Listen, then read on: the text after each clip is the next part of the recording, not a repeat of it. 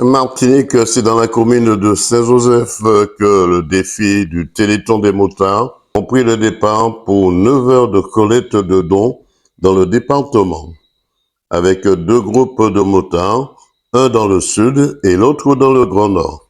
100% Sport KMT Télévision a suivi pour vous le groupe du Nord cette année, qui, après la bénédiction des motos, les motards ont fait le tour d'honneur dans la commune de la ville du départ.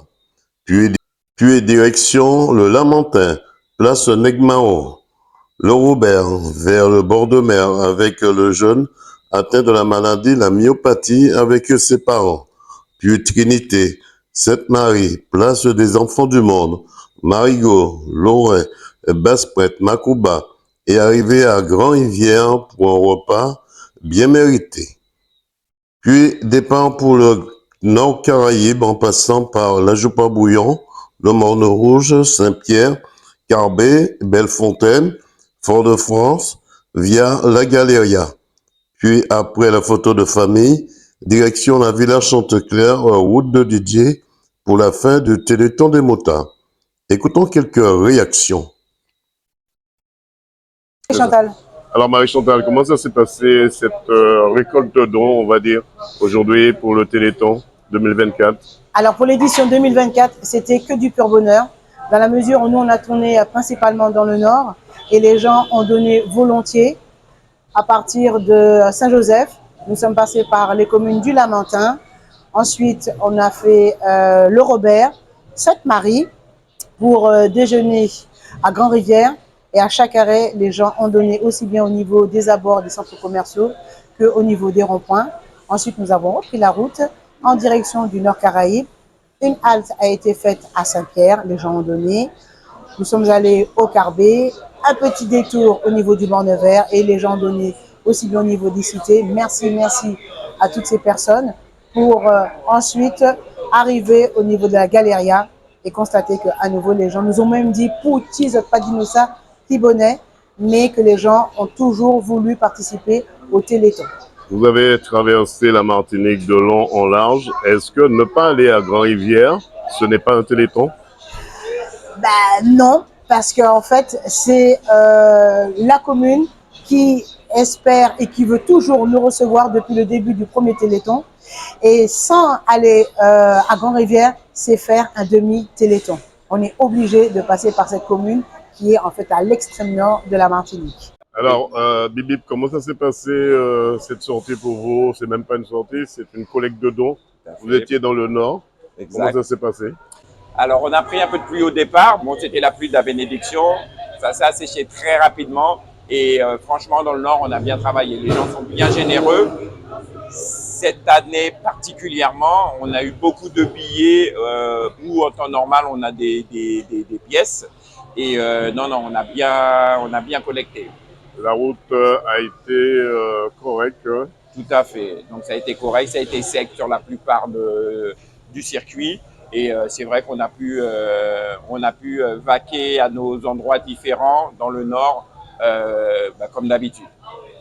Alors, qu'est-ce qu'on peut vous souhaiter pour la suite de ce Téléthon? Et là, on va passer au comptage, dans les jours à venir, et on espère qu'on aura fait encore plus que les années précédentes. J'y crois. Et d'ailleurs, je tenais à remercier tous les Martiniquais très actifs, sincèrement, tous les donneurs, tous les donateurs, toutes les personnes justement qui ont eu la générosité de jouer le jeu. Donc, je tenais à remercier toute l'équipe du Téléthon, les actifs, les présents, voilà. Maintenant, quel bilan peut-on tirer de cette édition, de ce Téléthon aujourd'hui? Alors, au niveau de ce défi des motards pour le Téléthon 2024, bilan satisfaisant. Bilan satisfaisant. Nous sommes partis sous la pluie de Saint-Joseph. Avec mon équipe, nous étions au niveau du parcours sud. Malgré un départ sous la pluie, on a essayé de tenir la cadence, toujours avec beaucoup de prudence. Et dans l'ensemble, ça s'est bien passé. On a eu un peu de retard au niveau avant le déjeuner. Et après, ça a été. Depuis l'année dernière, on avait essayé, au vu des circonstances économiques, sociales, on avait essayé de scinder deux groupes, un groupe vers le nord, un groupe vers le sud.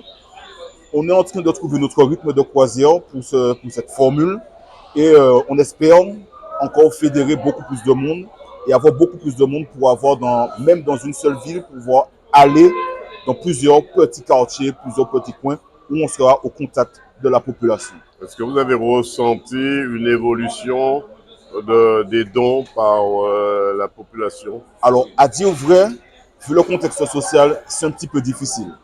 On a eu quelques difficultés avec certaines personnes, mais dans l'ensemble, le Martiniquais reste généreux et je vous remercie pour vos dons, je vous remercie pour vos accueils chaleureux. Alors, comment ça s'est passé, Présidente, ce Téléthon 2024? Alors, cette année, nous avons décidé de séparer la caravane en deux, comme l'année dernière, une au sud et une au nord. D'après les retours que j'ai eus du directeur de la caravane du Nord, ça s'est très bien passé. Les gens du Nord ont été très généreux, ils ont énormément bien collecté. Moi, je m'occupais cette année du Sud comme l'année dernière. Quelques petits regrets tout de même car les Martiniquais ont été généreux, mais malheureusement, dans certaines communes où nous sommes passés, nous avons ressenti un manque de personnes, donc parfois un manque de récolte. Mais je suis quand même très fière du Martiniquais parce que par ce temps de crise-là, quand même, il reste très, très généreux. Et je vous en remercie. 34 communes en 34 heures, on a fait ce défi pendant environ 16 années à peu près, voire 15. Sauf que par manque de budget et de sponsoring, ça devenait beaucoup trop lourd à gérer. Et on avait besoin de quelque chose qui puisse raviver le défi tout en étant économique et en rapportant des sommes, une belle somme. Qu'est-ce qu'on peut vous souhaiter pour la suite? De la force, du courage et nous souhaitons des sponsors qui sont prêts encore par ce temps de crise. On sait que c'est très difficile pour vous, qui sont là pour nous accompagner et nous aider à réaliser notre défi.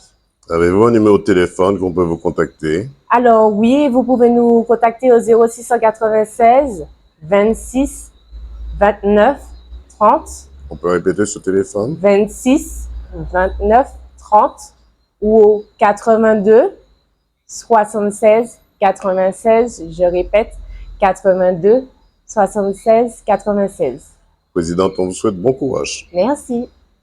Voilà, une édition du Téléthon des motards qui, me semble-t-il, sera renouvelée en 2025 pour cette maladie qui est la myopathie, avec la participation des clubs comme la Bonne Bibip, le Motoclub Armassir, Angel Team et bien d'autres, j'en passe. Reportage Daniel Diaz, 100% Sport, KMT Télévision.